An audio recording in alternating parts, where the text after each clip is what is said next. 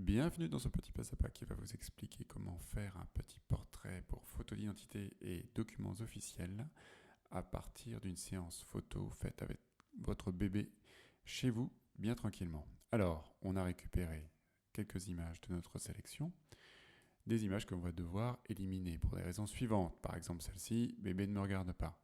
Celle-ci, la lumière est trop à gauche, j'ai une ombre sur la droite. Autant vous dire que ce genre d'image risque d'être refusé. Celle-ci bébé est parfait quant à ce qu'on pourrait dire de l'éclairage, puisqu'il est bien étal, on n'a pas d'ombre. Malheureusement, il ne me regarde pas vraiment. Ici, il me regarde encore moins, il a la tête sur le côté. Allez, au revoir. Celle-là est pas mal. J'avoue que c'est sûrement celle que je vais sélectionner. Ah, quoique, il a la tête un tout petit peu tournée. Regardez, voici celle que j'ai choisie au final. Il a la tête un tout petit peu moins tournée, mais nous allons résoudre ce problème. Il suffit de sélectionner en fait l'image dans Photoshop, de sélectionner globalement, de faire addition, transformation. Avant tout ça, avant toute chose, je vais déjà vérifier une chose évidente, est-ce que bébé est bien net? Comme vous pouvez le voir, manifestement, la netteté est faite sur les yeux, nous pouvons donc utiliser cette image sans problème. Je redescends.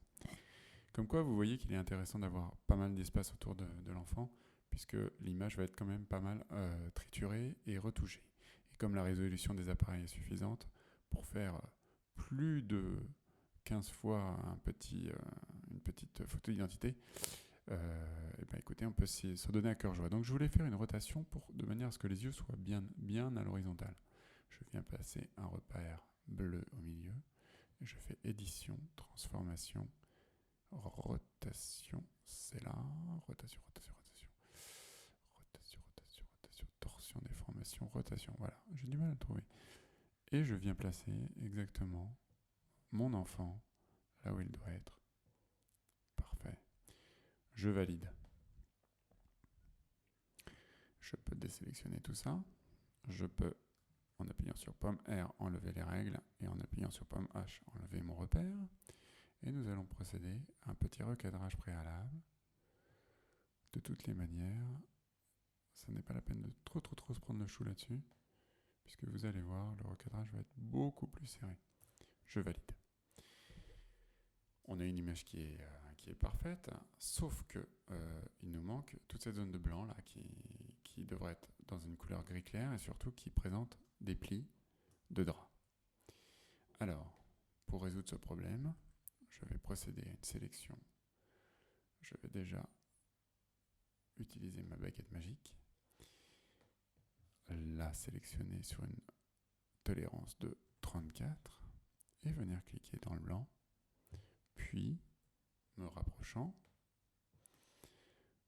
et en réduisant ma tolérance à 12 et en appuyant sur la touche mage, je vais venir tout doucement, je fais marche arrière, je vais réduire encore ma tolérance, cette fois-ci je vais la réduire à 7. Je reviens en arrière. On a un résultat qui est plutôt pas mal, qu'on va pouvoir affiner tout à l'heure. Parfait, ça me paraît pas mal. Vous voyez, j'ai pas été trop loin.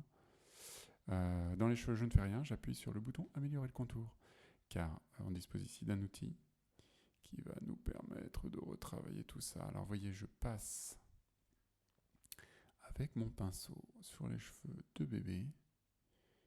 Voilà, ça c'est super. Qui n'a pas trop de cheveux non plus, hein. Faut pas non plus. Mais qui en a quand même quelques-uns qui dépassent. Donc on n'a pas le droit de le faire ça comme s'il était découpé au ciseau. Écoutez, ça m'a l'air pas mal. Je vais lisser un peu ma sélection, revenir un petit peu. On risque d'avoir des problèmes ici. Si je lisse un tout petit peu plus. Si je lisse trop, ça risque d'être moche. Allez, essayons ça. Ok. J'ai paramétré mon application de manière à ce qu'il me crée un nouveau calque avec un masque de fusion. Comme vous pouvez le voir, le masque de fusion est là. Alors, j'aimerais bien, je vais améliorer mon masque de fusion en utilisant le lasso. J'aimerais bien que cette zone-là et cette zone-là soient blanches. Donc, je vais sélectionner la couleur blanche, je vais faire dans Édition, Remplir, et j'utilise la couleur de premier plan. Voilà.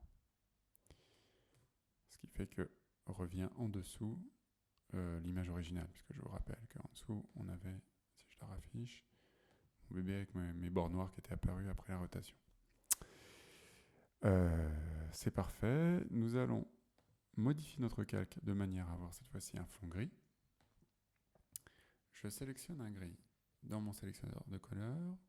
170 par 170 par 170 me paraît très bien. Et je vais de la même manière, mais non pas dans le masque de fusion cette fois-ci, dans le calque lui-même, remplir, couleur de premier plan à 100%. Et bam, je me retrouve avec un gris au-dessus, masqué par mon masque de fusion, et ma photo en dessous. Le boulot est plutôt pas mal. On a toujours notre trait noir là, mais on va le laisser, vous allez voir que c'est pas très grave.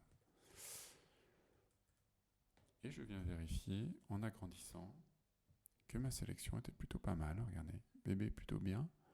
On peut lui redonner un tout petit peu de joue en prenant le petit pinceau, en agrandissant un tout petit peu, en sélectionnant la couleur noire cette fois-ci. Voilà. De manière à revenir, donner, et puis en appuyant sur Alt ou en inversant la couleur, on va revenir, enlever le détail.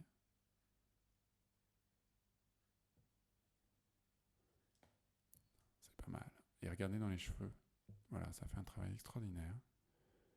Tout est nickel. Au niveau de l'oreille, c'est bien. On a un tout petit peu de gris ici, au coin de l'épaule. On va aller venir le manger délicatement. Voilà. Et puis ce qu'on peut faire, puisqu'on en est là, puisqu'on est à presque 100% de l'image, voilà, on va venir faire une petite retouche de peau sur notre bébé. J'utilise souvent cet outil qui s'appelle l'outil correcteur localisé et qui fait un travail plutôt efficace. Voilà, on va lui enlever un peu cette partie de rougeur. Alors c'est un outil qui réclame un petit peu de travail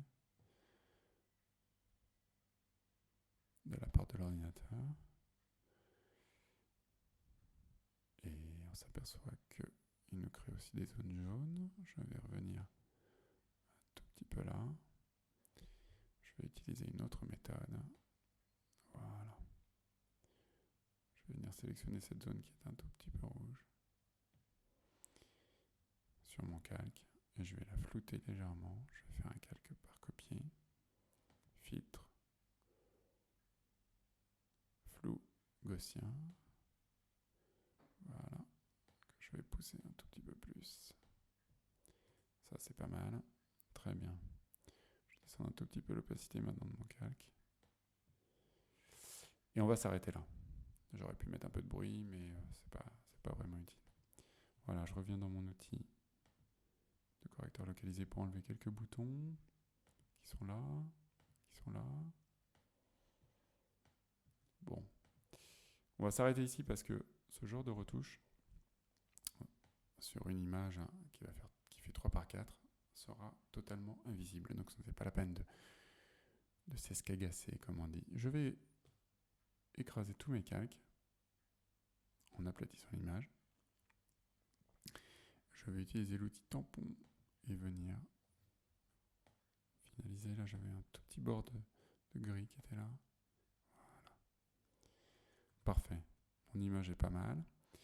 Je vais l'enregistrer pour le web et l'enregistrer sur mon bureau. Alors, elle est assez grande, 3222 par 4047. Je vous avoue qu'on peut la diminuer facile de 50%. On va passer à 2500 dans la grande largeur. Ce sera bien suffisant et j'enregistre.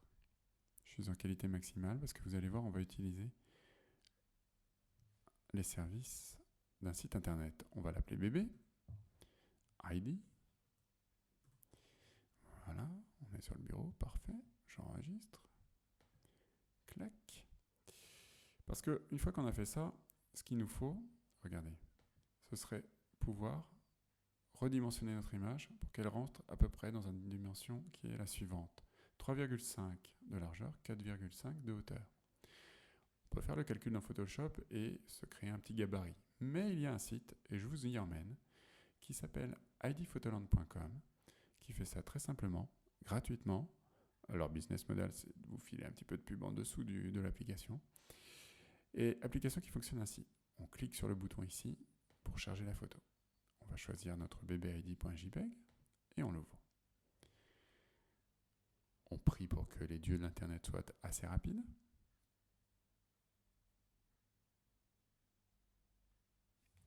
L'image est arrivée et comme vous voyez tout à l'heure, notre zone noire ne va pas vraiment nous gêner beaucoup puisque le but ici est de venir placer le rond du visage à la hauteur, ou plutôt sur la même hauteur que notre image finalisée. C'est ce que je viens de faire. La zone des yeux qui est ici ne correspond pas à mon bébé. Ça s'explique très simplement. La morphologie d'un bébé, surtout quand on a 3 ou 4 mois, comme c'était le cas pour ce petit garçon, est complètement différente de celle d'un adulte. Or, la zone des yeux ici est calibrée pour un adulte, pour une photo d'un adulte. Et oui, plus on vieillit et plus le visage s'allonge. On peut remarquer qu'effectivement ce petit menton, on deviendra beaucoup plus grand sûrement avec le temps. Alors, on a fait tout le boulot là, ou presque, hein. On a placé notre repère. On peut appliquer quelques corrections. Bon, pas grand chose à faire, hein, puisque moi j'avais déjà tout réglé, j'avais même fait quelques retouches de peau. Et puis on sélectionne l'onglet planche qui est ici. Et on peut choisir de n'afficher, ou plutôt de ne récupérer une planche qui pourra imprimer que 1, 2, 3, 4 ou 8 photos.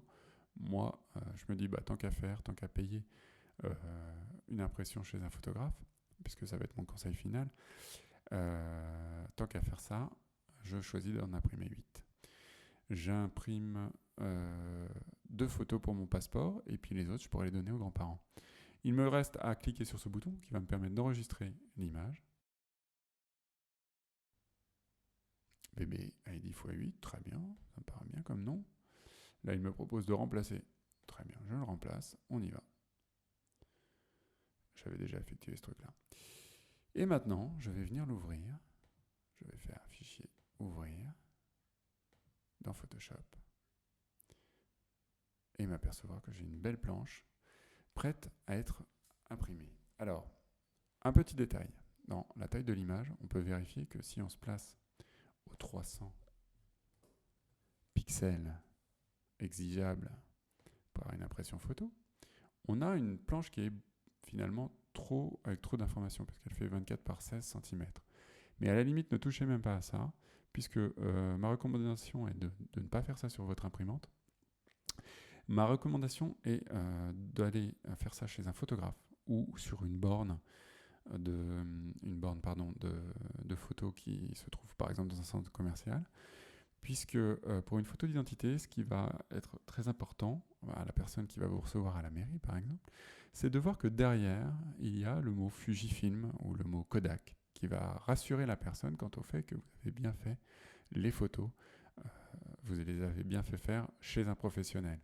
En fait, si vous le faites sur un papier photo avec une imprimante jet d'encre, comme on peut en avoir chez soi, ça pourrait marcher tout aussi bien. Mais le souci, c'est que la personne du bureau de la mairie, qui n'est pas très au fait de tout ça, va se dire « Ah non, ça a été fait sur une imprimante de mauvaise qualité, je ne vois rien derrière, c'est fait avec du papier acheté comme ça. Et donc je la refuse. » Si vous le faites chez un photographe, ça vous coûtera peut-être quelques euros en plus, mais finalement pas tant que ça. Et vous aurez à ce moment-là le blanc-seing d'une marque reconnue derrière, en verso de votre impression, qui rassurera la personne de l'administration française qui vous recevra. Et comme vous pouvez le voir, les dimensions sont correctes. La hauteur du visage correspond bien à ce qui est demandé. Et les dimensions de 3,5 par 4,5 sont respectées. Donc ce qui est fourni par le site est formidable, d'une grande efficacité, et en plus c'est gratuit, pourquoi s'en priver? Ça nous fait gagner du temps, comme on vient de le faire juste à l'instant. À bientôt.